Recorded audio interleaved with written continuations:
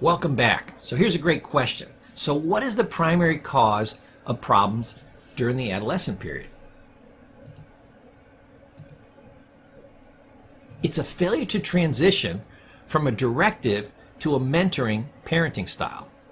So remember we talked about the point and click kids? They don't know how to make decisions for themselves.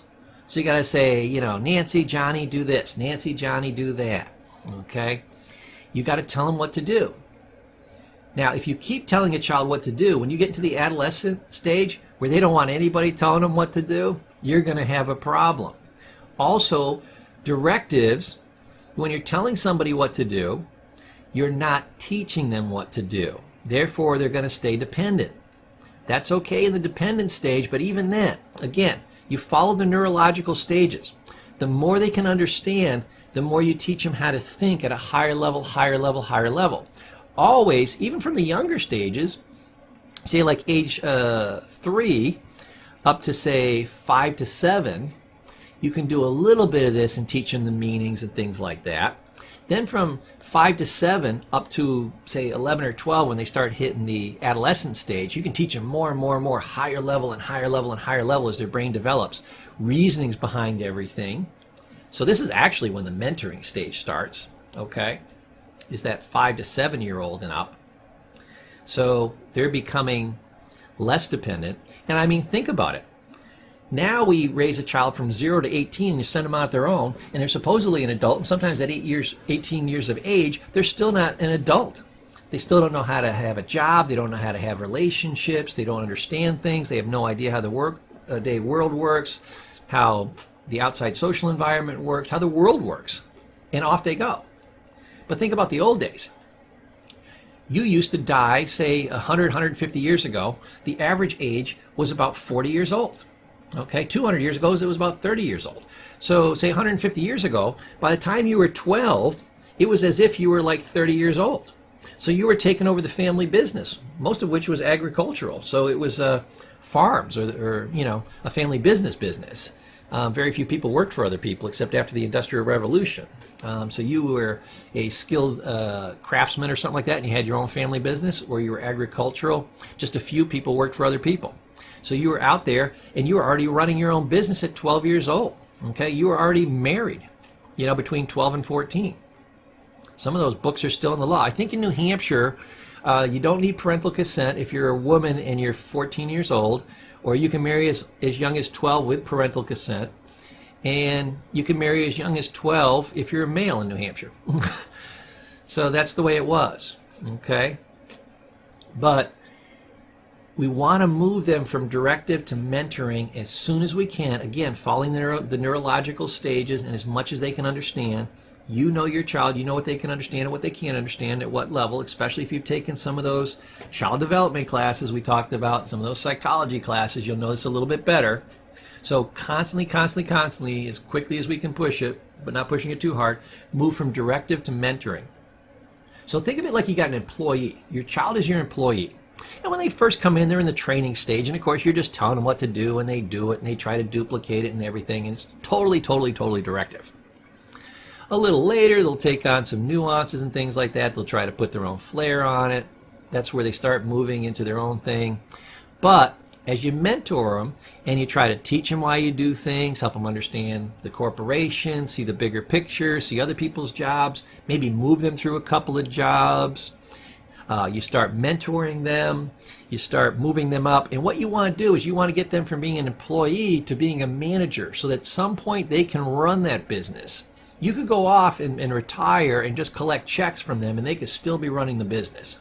So that's what you want to think, as if you're taking a line worker and you're moving them into management. You're going to make them the owner of that business, and they have to run every single thing and understand every single division and every person's job. That's how complex getting from a child to an adult is. It's like running a multi-million-dollar corporation and understanding every single function of it. And be able to do that. We can't just say you're 18, now you run the company, you're CEO. You'll crash. You'll crash the whole company and wipe it out in under 6 months. Boom. So move from the directive to the mentoring style and you will do fantastic, and you will raise a healthy adult that will have a huge and unfair life advantage versus 99.9% of all the other kids out there, and you will have less problems. Here's the second benefit of going from directive to mentoring. As you're doing this, they are understanding you and your life and an adult life more. Therefore, it's not a child versus an adult, and I understand as a child what it is to be a child, but now as a child I don't understand what it is to be an adult, so everything you say to me seems like it's in direct conflict to my reality, and therefore you're wrong or you're bad. It will be, I understand, I'm maturing, and this is what takes them through the adolescent phase without issues. Now, something like, a lot of people tell you, oh, all the horrors of the adolescent phase and blah, blah, blah, blah. Only something like about 12 to 20% of parents have any challenges whatsoever in the adolescent phase with their kids, because most kids do have a decent relationship with their parents, you know, or at least they don't want to have major hassles any more than you do, and they get along fairly well with their parents. Now, this course will help you crush it, but you want to move them so that they understand you better by becoming more like you. You're obviously not in the directive. You don't need everybody to tell you what to do. You're not dependent. You don't have somebody running your life. So as you teach them how to become more like you, and that your goal is to have them take over for you. You know, my parents did this at a very early age with me because we had a Montgomery Ward store. I was going to run the family business. So I had all the advantages. I could try things out at home. I could try things out at school. I had sports, so I had that advantage. And then I was in the workaday world. Remember we said get your kids a job? And not only was I in the workaday world, the average kid who's in the workaday world, oh, he's going to learn how to make change. He's going to learn how to deal with customers, a little bit of office politics and this type of stuff. He'll get that. But they never, ever learn how to run that whole business. I did. They were literally taking me from a line worker to somebody that at age 18, if my parents were too old or they made a good chunk of money and they just wanted to get out of the business, or shortly thereafter, which was what was supposed to happen, I could take over that business. I'd just give them a chunk. They'd be off. They'd be retired. I'd make a bunch of money. They'd make a bunch of money. We'd all clap. Everything be perfect. So I got a lot of mentoring from them that the average person doesn't get. You can mentor them in all areas of life so that when they leave at 18, they have skills vastly higher than the average person. So, what do we mean by mentoring? It's the transition from a child to an adult. And we talked about this. Your job is to raise a healthy, effective adult, not to raise a happy child. People say, oh, I say, what's your job as a parent? And, you know, oh, I want to raise a happy child. No, a child will get crushed out in the world. You want to raise a fully functional adult. Now, if you do the systems that I'm telling you, can you have a child and then ultimately an adult that's happy? Absolutely. And they can be happy for the rest of their life. If you raise a happy child, they'll be happy. You're right. You could easily pull off having a happy child from 0 to 18. They will just be miserable from 18 until they die because life will crush them.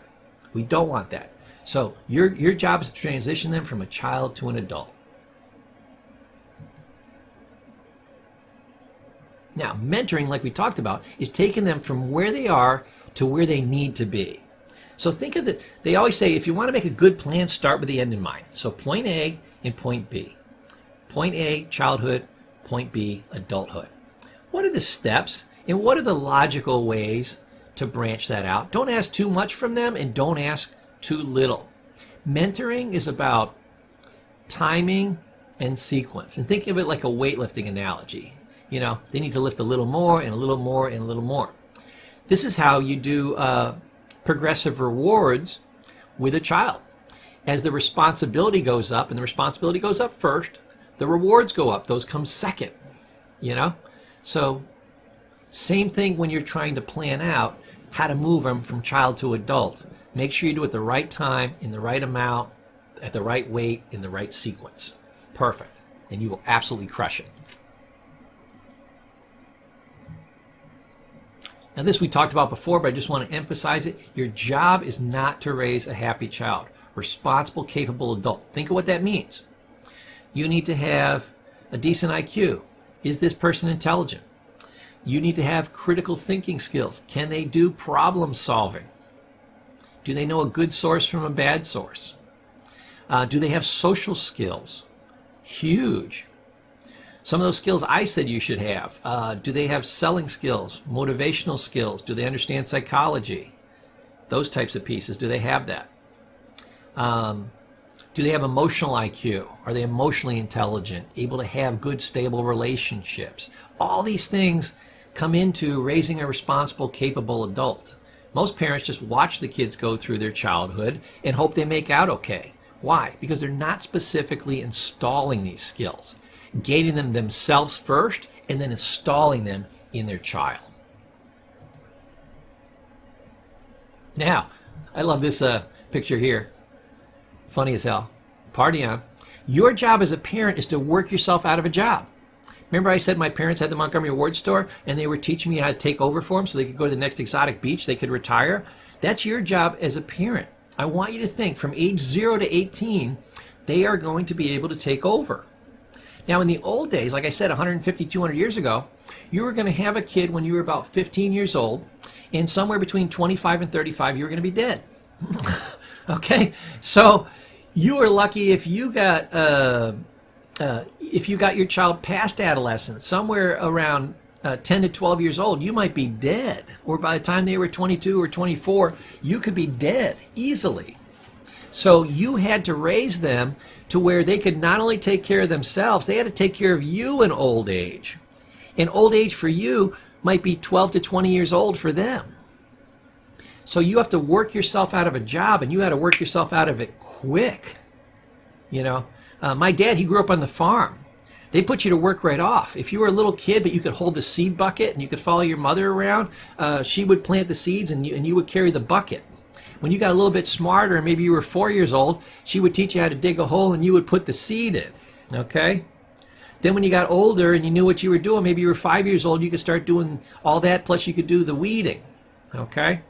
When you got a little bit older, then we would teach you how to work a hoe and things like that. When you got a little bit older, we'd teach you how to work the lawnmower. Then when you got good at the lawnmower, we teach you how to use the tractor, okay? Progressive responsibility. And it was just about as quick as they could learn it, because back in those days, you had to work hard. You had to work hard all day long, and you had to learn these skills as quickly as possible, because the person that had those skills could die on you. And they go next, and they look at you. People used to have 5 or 6 kids, even a dozen kids if they could. They cranked them out as fast as they could back in the old days. You know why? You know why the Bible says go forth and multiply? Because if you didn't have a bunch of kids, you had to have 6 kids for like one to survive and help the planet reproduce. You know, just enough to replace you. You were like a fish. A fish will have thousands of fishes, and most of them get eaten in the food supply, and you hope that 1 or 2 make it to produce the next generation. You know, they did it through breeding. So this is how it works. Your job is to work yourself out of a job. So my parents were giving me a lot of skills so I could take over the store, but they were also trying to teach me a lot of life skills. As I was a young child, as I was a middle school person, as I was a adolescent, so that when I left the house, I wouldn't be as dependent, because I think they didn't do those things with my sisters. And then my sisters in their 20s and their 30s and their 40s and their 50s, oh my God, they're still coming back to my parents for help. In my 20s and 30s, I had my psychology degrees and I was helping my parents help them. I was the only child where they had really worked themselves out of a job and were actually coming to me for assistance to help with the other ones that hadn't been trained as well. Okay? And I can tell you, if you think it's hard raising a child from 0 to 18, try raising them from 20 to 60. You think they don't listen in adolescence? Try then. You would think they would be at the highest level of intelligence. You would think they would listen to a national trainer and therapist, but they don't. They tend not to.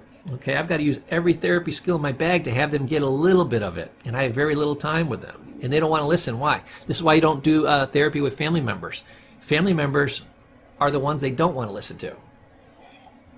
So remember, your job is to work yourself out of a job, and I'll tell you, you'll be a lot more relaxed.